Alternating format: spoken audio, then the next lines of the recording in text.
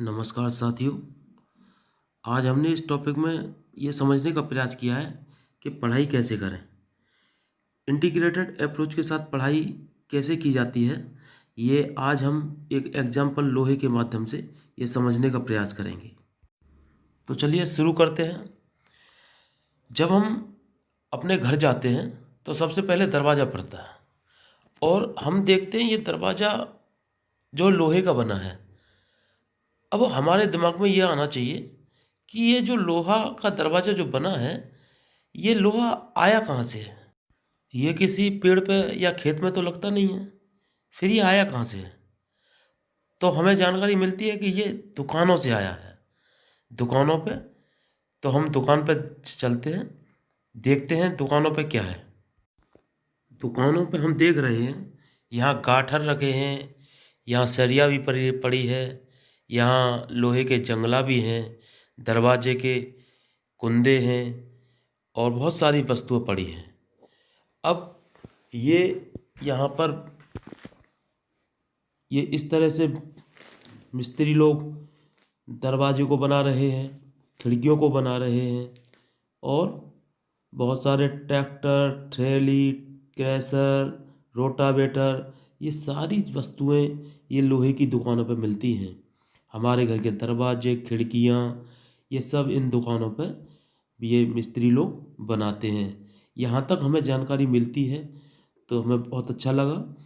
अब आगे देखते हैं, ये सोचते हैं कि ये आता कहाँ से है, ये लोहा के गाटर पत्थर आते कहाँ से हैं? तो ये इन फैक्ट्रियों से आते हैं।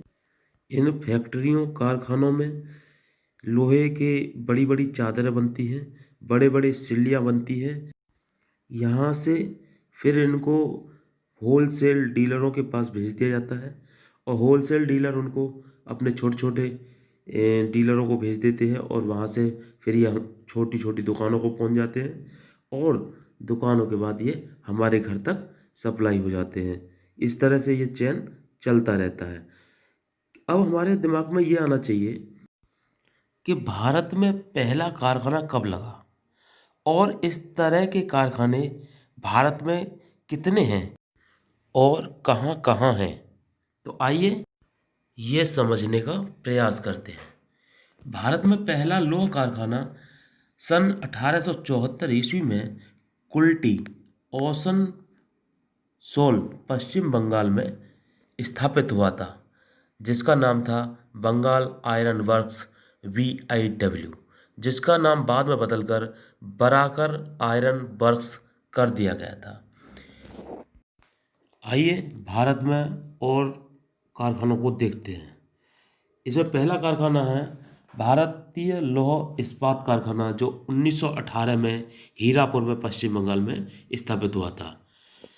दूसरा है Mysore iron and steel works, 1923 में स्थापित हुआ था, भद्रावती कर्नाटक में, जिसे Visvesvaraya iron and steel limited के नाम से भी जाना जाता है। तीसरा है स्टील कॉरपोरेशन ऑफ बंगाल, जो 1937 में वर्णपुर पश्चिम बंगाल में स्थापित हुआ था। चौथा है भिलाई इस्पात संयंत्र, 1955 में दुर्ग जिले में भिलाई स्थान पर, जो छत्तीसगढ़ में पड़ता है, इसको सोवियत संघ के सहयोग से स्थापित किया गया था। अगला है हिंदुस्तान स्टील लिमिटेड, ये राउरकेला में स्थापित है। ये 1955 में इसकी स्थापना हुई थी और ये उड़ीसा में है और जर्मनी के सहयोग से इसे बनाया गया था। अगला है हिंदुस्तान स्टील लिमिटेड दुर्गापुर, ये 1956 में इसको स्थापित किया गया था दुर्गापुर में, जो पश्चिम बंगाल में पड़ता है। इस कारखाने को ब्रिटेन के सहयोग से स्थापित किया गया था। अगला है बोकारो स्टील प्लांट, 1968 में इसे स्थापित किया गया। यह झारखंड में पड़ता है। भारत सरकार द्वारा 24 जनवरी 1973 को भिलाई, राउरकेला, वर्कपुर, Salem, Bokaro, Durgapur, Visvesvaraya iron steel company limited को एक करके सेल की स्थापना की, जिसका पूरा नाम है स्टील अथॉरिटी ऑफ इंडिया। इन कंपनियों में लोहा अयस्कों के रूप में पहुंचता है। अयस्क मैग्नेटाइट, हेमेटाइट, जॉयटाइट, लिमोनाइट, लेटराइट, ये इन रूपों में लोहा इन फैक्ट्रियों में, कारखानों में पहुंचता है। वहाँ से इसे बड़ी बड़ी भट्टियों में डाल दिया जाता है और पिघला दिया जाता है, जिससे वहाँ पे इनकी जो अशुद्धियाँ होती हैं वो उनको दूर किया जाता है और लोहे को अच्छी फॉर्म में लाया जाता है। अयस्क से लोहा प्राप्त करने की आधुनिक विधियों में बेसमर विधि, एलडी विधि, खुली चूली भट्टी विधि और सीमन मार्टिन विधि प्रमुख हैं। इनमें परावर्तक भट्टियों का और बात्या भट्टियों का उपयोग किया जाता है और पिटवा और ढलवा लोहा बनाया जाता है।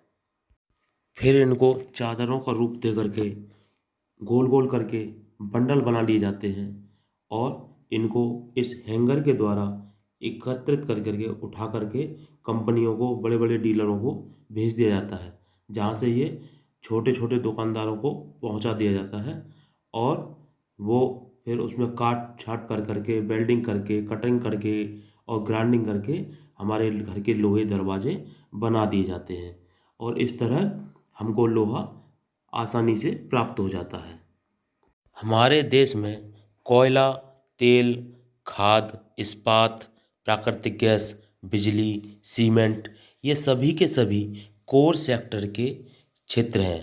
कारखानों में इस्पात 4 श्रेणियों में बनता है, जिसमें सिलिकॉन इस्पात, मैग्नीज इस्पात, तांबे की थोड़ी मात्रा के साथ मैग्नीज इस्पात और मैग्नीज, क्रोमियम और तांबे की मिलावट का इस्पात। इनमें सबसे उच्च कोटि का इस्पात होता है मैग्नीज, क्रोमियम और तांबे की मिलावट का इस्पात, जिससे बड़े बड़े गैस भरने के सिलेंडर, पेट्रोल भरने के सिलेंडर बनाए जाते हैं, जहाज बनाए जाते हैं और पुल बनाए जाते हैं, इंजन बनाए जाते हैं और स्टेनलेस स्टील के औजार बनाए जाते हैं, बड़ी बड़ी चकलियाँ बनाई जाती हैं और ये सभी हमारे जीवन में बहुत ही महत्वपूर्ण स्थान रखते हैं। आई होप इस वीडियो में हमने बहुत सारी बातें की हैं।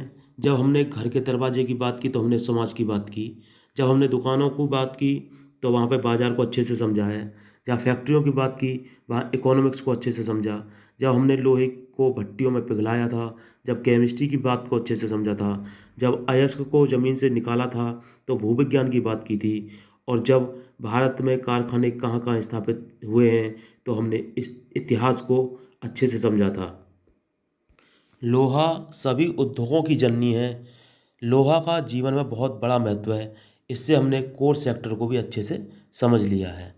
तो आशा करते हैं आपको ये वीडियो अच्छी लगी होगी और अच्छी लगी है तो अपने दोस्तों को शेयर करना और चैनल को सब्सक्राइब कर लेना और इस तरह इंटीग्रेटेड अप्रोच के साथ पढ़ते रहिए और अपनी समझ को बढ़ाते रहिए। थैंक यू, धन्यवाद।